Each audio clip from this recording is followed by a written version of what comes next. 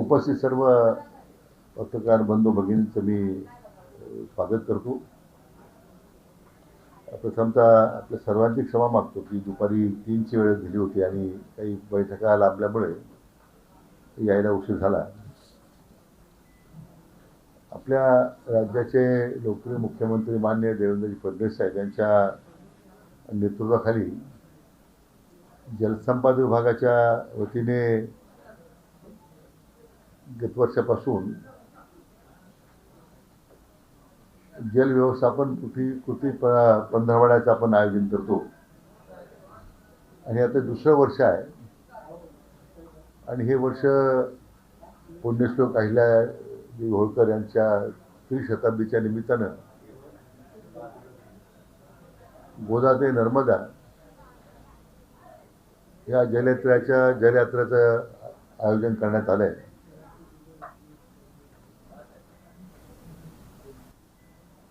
पुण्यश्लोक अहिल्यादेवींच्या बद्दल मी आपल्याला फार सांगावं अशी वस्तुस्थिती नाही, परंतु अत्यंत दूरदर्शी, लोकाभिमुख आणि एक कठोर प्रशासक म्हणून त्यांची ओळख होती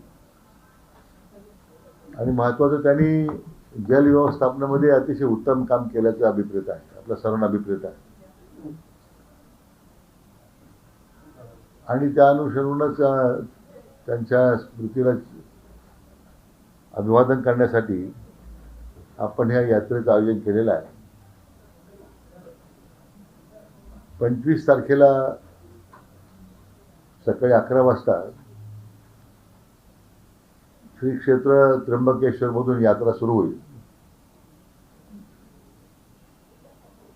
त्या यात्रेमध्ये माननीय मुख्यमंत्र्यांच्या शुभ हस्ते त्याची सुरुवात होईल. संतपीठाचे स्वामी समर्थ चळवळीचे प्रमुख गुरुवर्य माऊलींच्या उपस्थितीत हा कार्यक्रम होईल आणि या निमित्तानं यशवंतराव होळकरांचे वंशज आहेत त्या कार्यक्रमावर उपस्थित राहतील. साधारण 300 वारकरी त्र्यंबकेश्वर निघतील. मुख्यमंत्र्यांच्या हस्ते गोदावरी नदीचं जे गोदा जलातला जो कलश आहे ते आम्हाला सुपूर्द करतील आणि यात्रेला सुरुवात होईल. त्याचवेळी चौंडी येथे त्यांच्या जन्मभूमीमध्ये चौंडीची माती घेऊन आणखीन एक कलश त्या ठिकाणून निघेल. तो कार्यक्रम त्याच दिवशी सकाळी 11 वाजता राज्याचे उपमुख्यमंत्री मान्य एकनाथराव शिंदे साहेबांच्या हस्ते त्या यात्रेला सुरुवात होईल. विधान परिषदेचे सभापती मान्य राम शिंदे त्या कार्यक्रमाच्या अध्यक्षस्थानी असतील आणि यात्रा 2 दिवस म्हणजे 26 तारखेला दोन्ही यात्रा एकत्रपणे शिर्डीमध्ये येतील. त्या शिर्डीमध्ये आल्यानंतर राज्याच्या प्रमुख 30 नद्यांचं जे पाणी आहे विधिवत त्या भागातील लोकप्रतिनिधी आहेत त्यांच्या हस्ते पूजा करून ते सर्व कलश शिर्डीमध्ये येतील आणि ते एकत्रपणे मग 27, 28, 29ला यात्रेचा जो प्रवास आहे तो शिर्डीहून निघाल्यानंतर मग संभाजीनगर मार्गे भुश्नेश्वरला मुक्कामाला जाईल. 28ला धुळ्याला आणि 29ला माहेश्वरला नर्मदेच्या तीरावर त्या यात्रेची सांगता होईल. मध्य प्रदेश राज्याचे माननीय मुख्यमंत्री यांना त्या कार्यक्रमासाठी निमंत्रित केलेलं आहे आणि या निमित्तानं संपूर्ण यात्रेमध्ये अहिल्याबाई होळकरांच्या जीवनपटावरची माहिती, त्यांच्या संदर्भाने केलेल्या विविध जुने घाट बांधण्याचे असतील, मंदिर संवर्धनात असेल, अशा विविध त्यांच्या जीवनपटावर आधारित एक चित्रफीत आपण LED व्हॅनच्याद्वारे दाखवतोय आणि त्याचबरोबर राज्याच्या संपूर्ण वाटचालीमध्ये जलसंपदा खात्याने आतापर्यंत केलेले जे काम आहे त्याची माहिती आपण देतोय. माननीय मुख्यमंत्री महोदयांची दुष्काळमुक्त महाराष्ट्राची जी संकल्पना आहे त्यामध्ये जलसंपदा खातं कार्यरत असताना जे काम सुरू आहे त्याची माहिती आम्ही देतोय. अशा वेगवेगळ्या स्तरावर या यात्रेच्या निमित्तानं असा पहिलाच आपला हा प्रयत्न आहे या जलयात्रेच्या निमित्तानं आणि त्र्यंबकेश्वरून एक 300 वारकरी राहतील, चोंडीवरून एक 300 वारकरी असतील आणि संपूर्ण प्रवास हा बसने होणार आहे. त्यामुळे मी संपूर्ण 5 दिवस यात्रेमध्ये मी स्वतः सहभागी आहे. आणि त्यामुळे एक महाराष्ट्राच्या दृष्टीने पुण्यश्लोक अहिल्यादेवींचे जे त्रिशताब्दी वर्षाची सांतापूरच्या माणित होते, त्यांच्या स्मृतीला अभिवादन करण्यासाठी या जलयात्रेचं आयोजन करण्यात आलं असं मी सुरुवातीला म्हटलं. तर आपण सुरा माध्यमांनी या यात्रेला चांगली प्रसिद्धी द्यावी अशी आपल्या सर्वांना विनंती आहे. हां,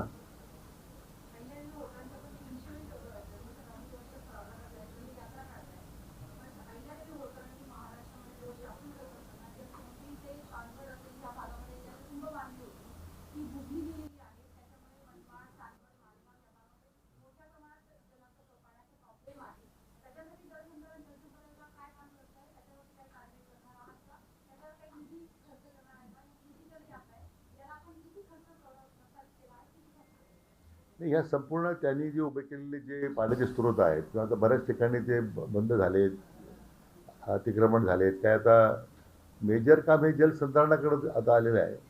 तरी मी आमच्या या गोदावरी महामंडळाने विशेष करून कृष्णा महामंडळामध्ये पेक्षा गोदावरी महामंडळामध्ये अशा प्रकारे सर्व पाण्याचे स्रोत जे आहेत ते त्याचं रिजन्युवेशन करणं, आपण त्याचं पुनर्स्थापना कशी करता येईल यासाठी आम्ही कृती आराखडा तयार करतो.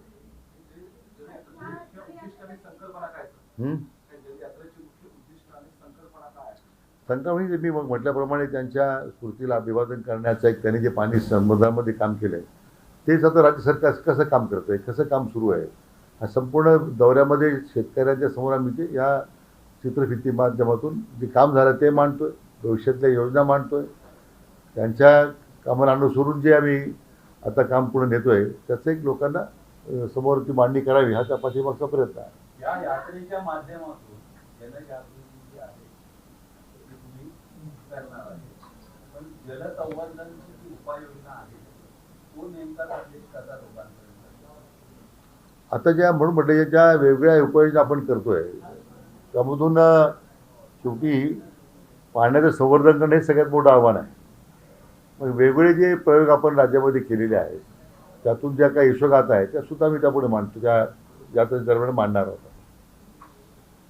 संकल्पना चांगली आहे, पण याच्या आधी 2017ला नमामि चंद्रभागा मोहीम राबवली अजूनपर्यंत याच्यावर काम नाही झाले. इंदिरा नदीचा प्रश्न तर दरवेळी विधानसभेत येतो, सातत्याने आमदार प्रश्न विचारतात, त्याच्यात पुढे काय होत नाही. ही योजना चांगली आहे पण मूळ जे आता न्यायालयाने 52 पट्टे घोषित केले प्रदूषित महाराष्ट्रात, मूळ नद्यांची प्रदूषणातून मुक्तता होत नाही. हा मात चांगला आहे, खर्च करायला हरकत नाही, पण त्याच्यावर मूळ प्रश्न हात धरायला हवा नाही. आता खरं म्हणजे माझ्या विभागानं ते काम आल्यानंतर मी सुरू केलं होतं, कारण नदीच्या प्रदूषित होत चाललेल्या आहेत.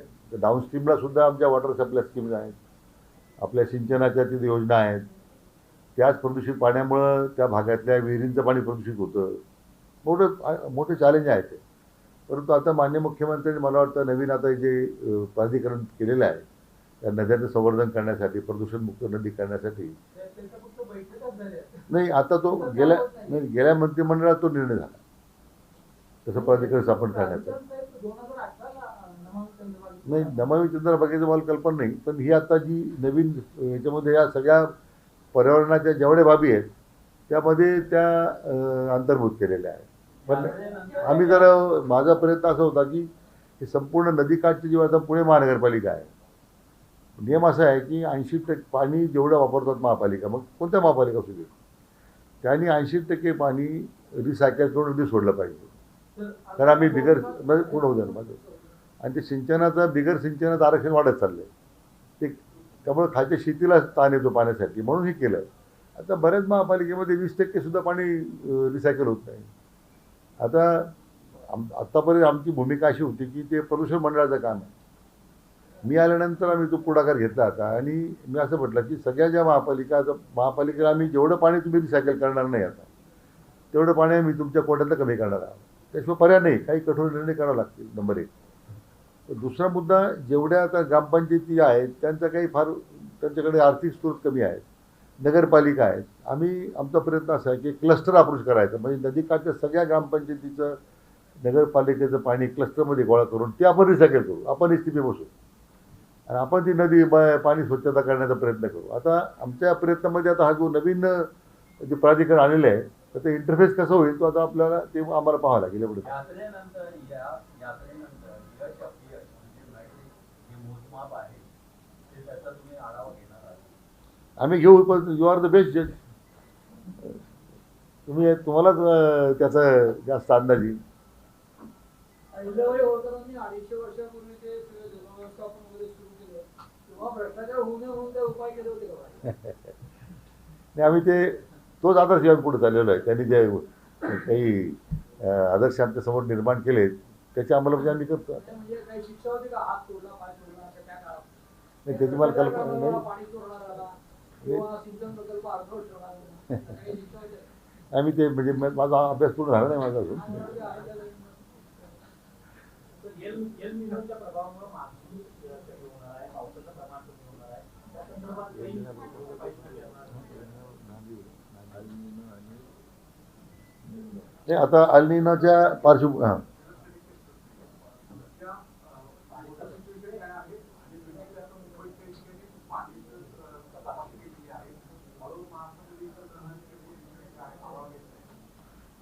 तसं आपण गेले अल निनोचा इफेक्ट लक्षात घेऊन गेले 2 महिन्यापासूनच उपाययोजना सुरुवात केली होती. 31 ऑगस्टपर्यंत आपल्याला पिण्यासाठी पाणी राहिलं पाहिजे.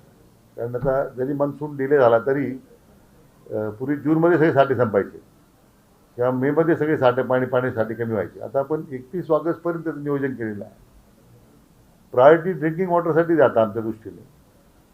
आज आपल्याला सांगितलं हरकत नाही की या गेल्या 2-3 महिन्याच्या आणि अल निनोचा इफेक्ट लक्षात घेऊन गेल्या अनेक वर्षापेक्षा यावर्षी धरणाच्या पाणीसाठी अति समाधानकारक आहे. म्हणजे शेतीला पाणी देऊनही थोडं आपल्याला सिंचनाच्या व्यवस्थापनामध्ये बऱ्याच सुधारणा कराव्या लागतील. आपण करतो आहे. पाण्याचे वॉटर लॉसेस कमी करावे लागतील. उदाहरणार्थ एक जायकवाडीचं उदाहरण जर घेतलं तर जायकवाडीच्या डाव्या कालव्याला 40% ते 50% पाण्याचा लॉस होता. त्या जुने कालवे आहेत फार. आता ते आपण लाईनिंग करतो. त्यामुळे आमची कल्पना आहे की साधारण पाण्याचा तेवढा जरी नाश कमी झाला पण ते लॉंग टर्म स्ट्रॅटेजीच्या योजना आहेत. परंतु आज एल निनोचा इफेक्ट लक्षात घेऊन आपण पिण्यासाठी पाण्याचं नियोजन त्याला प्राथमिकता देऊन ते सर्व धरणाचं आपण केलेलं आहे. या यात्रेमध्ये राजकीय वगैरे असं होणार नाही ना, या पक्षाचा सगळे वारकरीच आहेत यात्रेमध्ये. मी सोडलो तर सगळे वारकरी आहेत. आता मंत्री म्हणून मी आहेच वारकरी म्हणून, पण बाकी सगळे वारकरी आहेत.